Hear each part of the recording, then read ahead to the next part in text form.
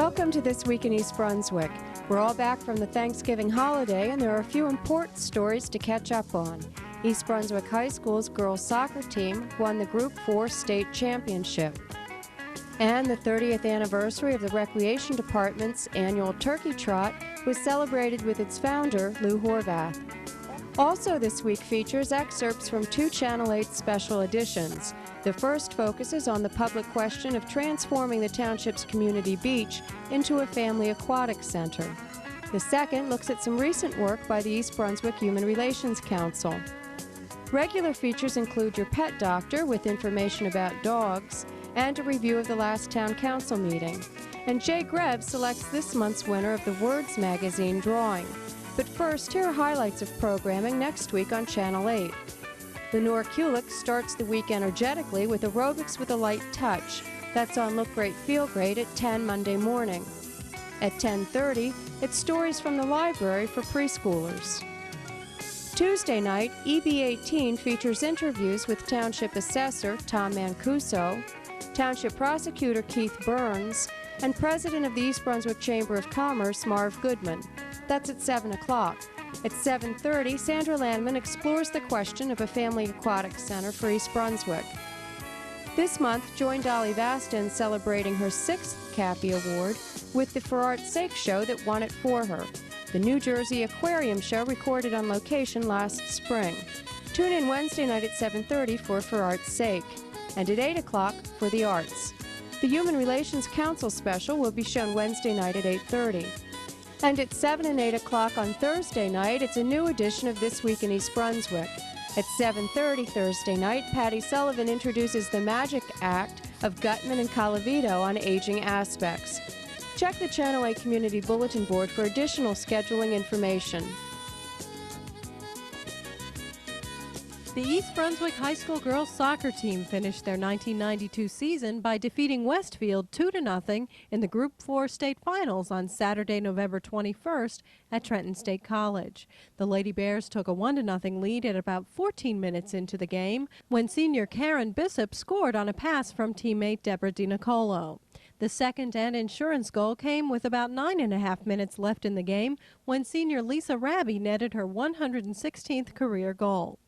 On the defensive end, led by senior goalkeeper Laura Buttenbaum, the Bears picked up their 21st shutout of the season. With the shutout, the 1992 East Brunswick Lady Bears set an all-time school record of most shutouts in a season. The state championship victory capped off an exceptional year for the team. During the 1992 season, the Lady Bears went undefeated at 23-0. The team also picked up their 12th consecutive county championship. East Brunswick finished the season by ranking number 1 in the state in the Star Ledger High School girls soccer poll and number 2 in the nation in the USA Today Gatorade Coaches poll. Another school record fell this season. Senior Lisa Raby's 116 career goals were enough to make her the all-time leading scorer in East Brunswick High School girls soccer history. En route to picking up their 21 shutouts and 23 victories, the Lady Bears scored 105 goals while only giving up 3. The almost perfect 1992 season also had its low point. Early in the season, veteran head coach Lou Cosa suffered a minor stroke that sidelined him for the season.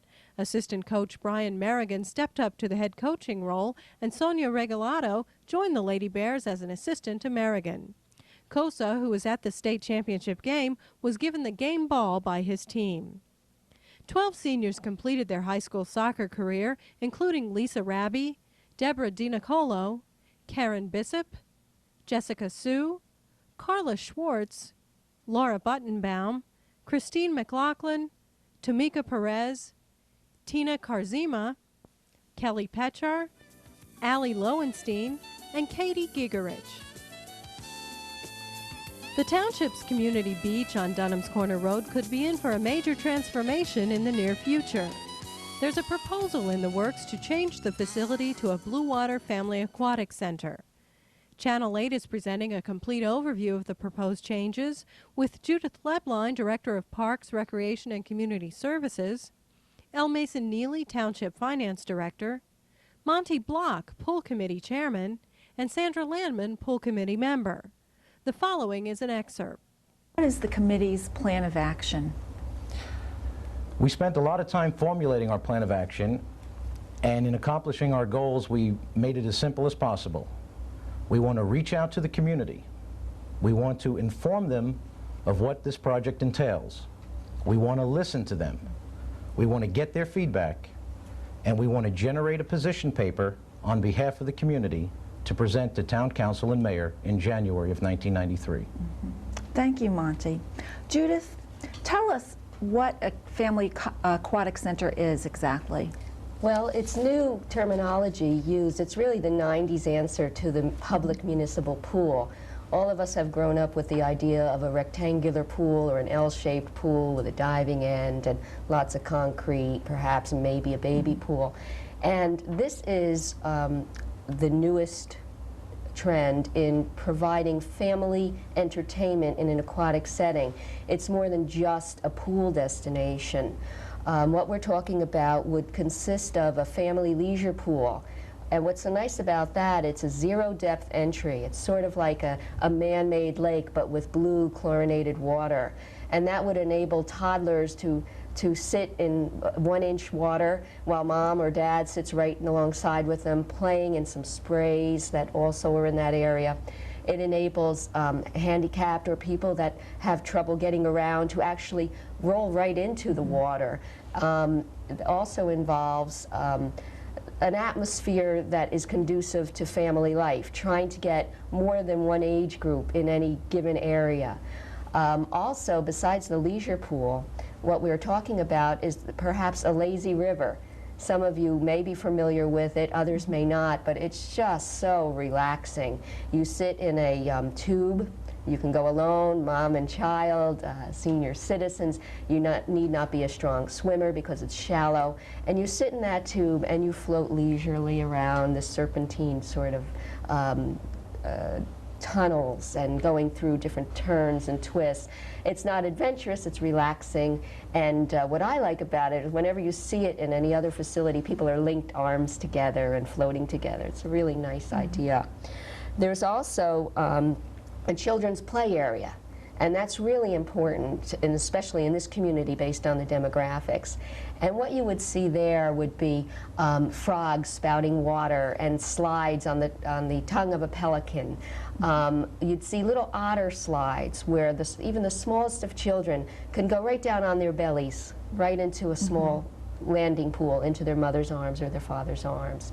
What you also will see, and a lot of times in the children's play area, is the intergenerational family, grandmom being able to play in that very safe, open environment. Very creative, even where children can get involved in directing the sprays of water.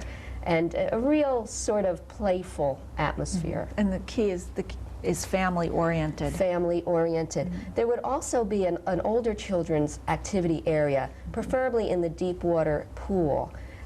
This town has a very interesting competitive swim and diving program, and that would be incorporated into the family leisure pool. And when that pool wasn't being used for diving, it could be used for a lily pad walk where kids can hold on to a rope and try to maneuver over these moving lily pads, or alligator patches. Also a hang drop where you slide across and drop into this deep pool. So very multi-use type of atmosphere. And what we would foresee based on community input to date would be lots of green. People do love that sand too. And just a nice, wholesome kind of place to go. This program can be seen on Channel 8 on Tuesday, December 8th at 7:30 p.m. and Tuesday, December 15th at 7 o'clock. Hi, I'm Jaye Grev from East Brunswick Division of Recreation, and I'm here to choose the winner from our third Words magazine. Words magazine is a publication developed by the East Brunswick Division of Recreation in conjunction with the Board of Education and the East Brunswick Alliance for the Prevention of Alcoholism and Drug Abuse, and mailed out free to all East Brunswick residents in grades 6 through 12. If you haven't been receiving Words magazine, be sure to call the Recreation office at 390-6797. Words magazine is a great magazine, and you shouldn't be without it. And now, without further ado, let's choose our winner for this month's Words magazine. Remember, winners were chosen from correct entries only. Mix them up real good. Here we go. And the winner is, congratulations to Andrew Horowitz, age 13 in grade 8. Andrew Horowitz, you are the winner of 2 free passes to any yak trip in 1993. Congratulations.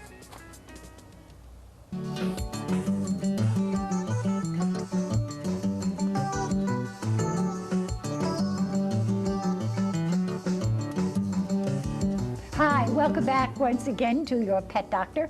I'm Dolly Vasta, and my co-host is... I'm Dr. Brian Johnson from the Cranberry Veterinary Hospital in East Brunswick. Okay, and oh God, I see those sheets of paper again on your lap. Now what are we going to trick me with? I wouldn't trick you, but Yes, I you want everybody would. to know out there, the only reason you did well last week is because the camera person behind me clued you in for the Was right doing little answers? Yes, so anything you think she got right last week, disregard, she blew it. Na na na na na na. Now we're going to give you a chance without any help from the camera people. Don't count on it. They're All on right, my side. here's 8 true-false questions. Let's see how well we can do. Okay. If you feed your dog candy, it will cause worms. True. Okay. Proper feeding is very important in the dog.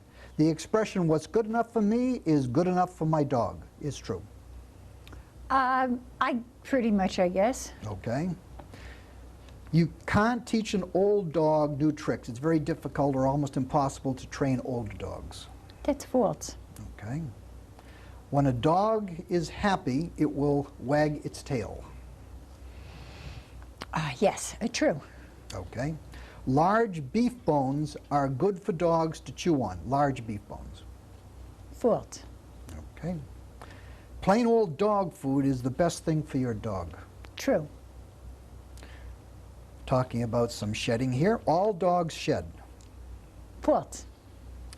And this may seem funny, but I get asked this by a lot of the hunting people. Feeding gunpowder, literally, to a dog makes them nasty. It certainly wouldn't me. There's certain chemicals in there. Yeah, true. Okay. All right, let's see. You did moderate. Especially when you're on the other end of a gun. And If you feeding light it. it. Right, right. Let's just put it this way. If you were in high school, you'd be repeating your year. That All good, right. huh? Yeah, that good. Oh, I can okay. see nobody coaxed you this week. Yeah, yeah. All right, let's talk Sure. about if you feed your dog candy, it will cause worms. That's false. The only way they're going to pick up worms is by eating the worm eggs which are in the soil or the tapeworms which carry, the fleas carry the tapeworm segments. So if they eat the fleas, they'll get tapeworms. What about cavities? No problem there. They have a very different mouth than we do. Okay. All right. Proper feeding is very important. The expression is what's good enough for me is good enough for my dog. I see. Worst thing you can do, you said, the worst thing you can do is feed your dog any form of table food whatsoever. So I think you blew that one too. And if you didn't, we're not going to give you credit anyway. All right. All right, you can't teach an old dog new tricks. Actually, that's false. You can train a dog at any age. All you have to do is give them the time and they learn beautifully. No problem. I told you that. When a dog wags its tail, it's happy, content. That sounds false, but of course that is true. It can also mean something else, though, isn't In the it, when it's threatened in or the something? cats, it will. In cats, that's exactly right. So it's a different thing in dogs and cats. Okay. Large beef bones are good for dogs to chew on. No bones are good for dogs to chew on. See, that's another one I You got guessed right. that right. No, I All didn't. right, I we'll got it give right. you I that. knew it. I knew it. Plain old dog food. As long as it's good quality dog food is the best thing for your dog, that's absolutely true. And I got that one right, too. So don't start with me. All dogs shed. No, the poodle does not shed, so that statement is false. Right, and I knew that. I got it right. You must have listened to me the last time we were on. Very good, at least you listened. No, I'm happy I never with that. listened to what you're saying. And this last one, feeding gunpowder to the dog will make them nasty. A lot of people think because of the sodium nitrate and other things in there that it will do this. This is false. A lot of the hunters, a lot of people who train, they want nasty dogs. They actually sprinkle gunpowder over the food in an attempt to make the dog more aggressive, and it doesn't work. So that one is false. You did fair. You got about, Do you want someone to sprinkle gunpowder on your food? not much different from accent So we spread all these things over. It's Really, in other words, it's a condiment? Is that what you're saying? You know, it's used that way, yes. Wonderful. In some cases, as an attempt to stimulate the dogs to make them more aggressive. It doesn't work. It doesn't work. No. Okay, well, they're telling us to wind this up. Are you almost done? That's the last of That was those. the last We're one. next probably going to be talking about some pets for the holiday season. We'll start that next week. Oh, I'm so glad that you're finally going to get rid of those little white sheets. And I'm looking forward to all those pets. Well, I'm going to test you next year on what I told you were the next 3 things. Oh, fine. Okay, I hope all of you out there had fun with these questions and answers. We'll see you all next week. In the meantime, take care. For the past 30 years, East Brunswick has celebrated the Thanksgiving holiday with a Turkey Trot. Thousands of children and adults have participated in these races over the years. The event has been held at the high school football field, but this year it was rained out and the prize turkeys were raffled off at the East Brunswick Library. In commemoration of the Turkey Trot's 30th anniversary, Mayor Ira Oskowski honored the Turkey Trot's founder and former East Brunswick High School track coach, Lou Horvath. Mr. Horvath and his family made the long trip down from Maine, where they now live, to join in the celebration. I'm deeply touched, and it just reminds me that 2 weeks ago, 3 weeks ago, I was a speaker at the middle school.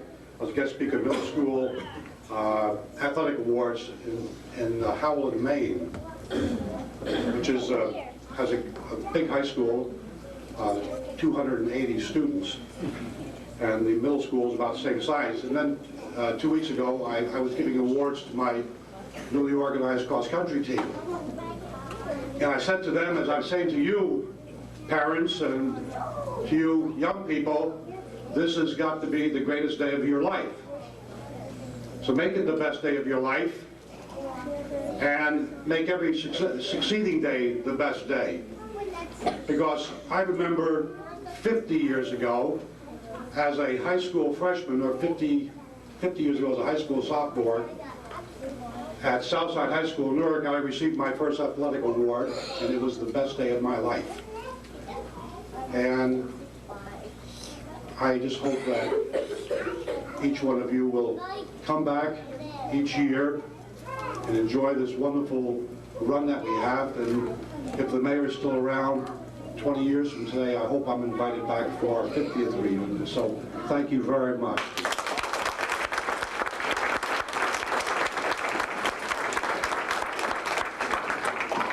Next, we have a very special award that is presented to lay people in the community that have made a significant contribution to the Recreation and Parks program.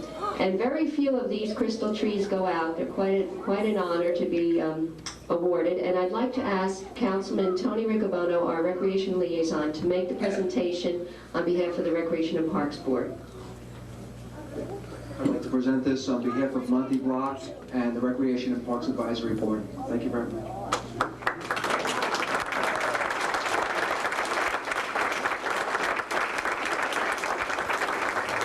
It's the best day of my life, so give me a hand.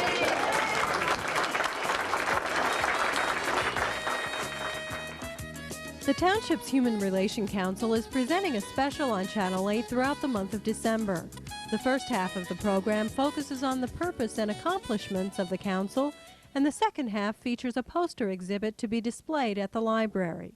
Tell me, what's the overall theme of the poster exhibit? The overall theme has to do with the black man's struggle for equality. Mm-hmm. We thought that the Emancipation Proclamation would bring equality, but it didn't. Mm-hmm. And so we are still moving in that direction toward full equality in our society. And you feel that the exhibit best puts that forward to people of all other cultures, as well as the African American? It puts it squarely to the whole community, and because one of the posters we have has to do with jazz, and has to do with the poster came from Poland. So it's a very unique poster, and so I'm very happy to have that poster. Mm-hmm. But it applies to the whole community, and I'm glad that Joe saw it, and saw how it applied, and I'm glad he asked to borrow it. And I'm glad the Human Relations Council are sponsoring it, and at the Unitarian Church. I'm very happy with that. So you think in a community as diverse as East Brunswick, or certainly Middlesex County, that this exhibit would have an impact on that type of community? Certainly. It certainly would. I think people can relate to many of the different posters that we have there. And with the diversity, as you explain it, someone that may be interested in music will get their eyes opened somewhere else once they're brought in to hear or see about music, and then we'll read on, I'm sure. Or the history buff will look at the more historical panels and maybe be turned on to some music. Certainly. I think that's great. Alice, tell me, what people or subjects in particular did you have a special reaction to?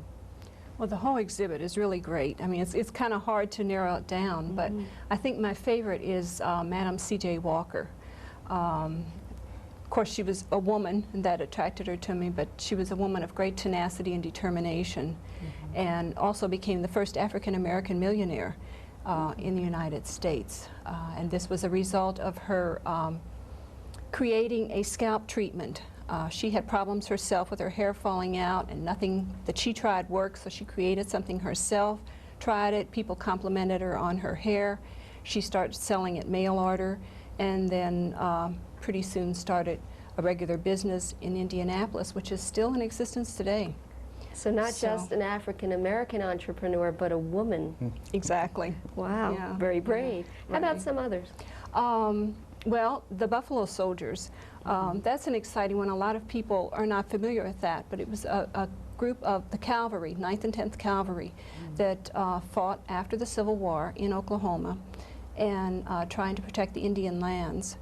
And they got the name because the Indians, the Cheyenne and Apache Indians, their hair made them think of the buffalo, so that they got that nickname that way. And then, of course, we can't forget Paul Robeson. I mean, a fellow New Jerseyan, born right in Princeton, and quite a person. I mean, he was academically talented, won an academic scholarship to Rutgers University, was only the 3rd African American to attend the university, and became All-American in football while there, was named to the National Honor Society at Phi Beta Kappa, and then went on to a career of singing and acting. I'm glad that you mentioned that poster, because people that live in Middlesex County and East Brunswick in particular are familiar with the name because of the Rutgers connection, but may know nothing at all about the diversity of that individual. Can I mention that Paul Robeson was only elected to the Rutgers Hall of Fame in 1987. The Human Relations Special can be seen on Channel 8 on Wednesday, December 9th at 8:30 p.m., Saturday, December 12th at 1 o'clock, and Tuesday, December 22nd at 7:30 p.m. At the November 23rd Township Council meeting, Councilman Joe Hudak presented a resolution to the Reverend John Deegan for 23 years of ministry to the East Brunswick Assembly of God. Whereas the Reverend John Deegan has served with distinction for 23 years, 43 years being a minister, as pastor of the East Brunswick Assembly of God's Church, and has served his parishioners with compassion, wisdom, and dedication. And whereas Reverend Deegan has announced his retirement at a time when the Assembly of God Church has experienced growth and commitment. And whereas the East Brunswick Township Council wishes to honor and acknowledge Reverend Deegan for his good work and for serving the community with distinction. Now, therefore, be it resolved by the East Brunswick Township Council that is hereby honors Reverend John Deegan, congratulating him for his 23 years of service to the East Brunswick community and wishing him a long and healthy retirement. Thank you. In other council news, Councilman Hudak asked about saving township money paid out for medical insurance by joining forces with the Board of Education. Number 2 is I wanted to discuss being that we're saving so much money on our insurance, I would suggest maybe Mr. Neely contacting the Board of Education. They have 900 members that are taking medical insurance. By bringing in the 900 people, maybe it'll lessen our burden when it comes to our health plan. Councilman Hudak, you're absolutely correct that there's a possibility of saving them. State law was passed last year permitting Board of Educations in towns to join the same GIF. I've asked Jean Paquette as the Board Secretary for the schools to allow the Mercer GIF administrator to look at it and to evaluate their liability, casualty, and property to see if it makes sense. That is in the process, and Mr. Paquette hasn't had a chance to meet with them yet. With regards to the medical and health liability, I'm not sure we want to expand our base. They could model our program, but we're not offering them to be invited as members of that. I think it's the administration of it becomes more difficult then, and so we have to look at that more carefully at this time. Also at last Monday's meeting, Council President Dave Zarnowski expressed concern over some traffic problems in town. I'm a concerned resident today. Brought up a concern to me about the construction at the Harts Lane, Milltown Road area. I suggest, I know at key areas or key times during rush hour, that area on Milltown Road is backing up almost to Riders Lane because of the construction configuration there, the way they have it set up. So I would suggest that we call the county and find out if there's a way to expedite the traffic during those key times, maybe not close a lane down during that time or during rush hour, as far away from rush hour as we can. But I know it's going to cause extensive delays if that continues. That's all for now. Thanks for watching.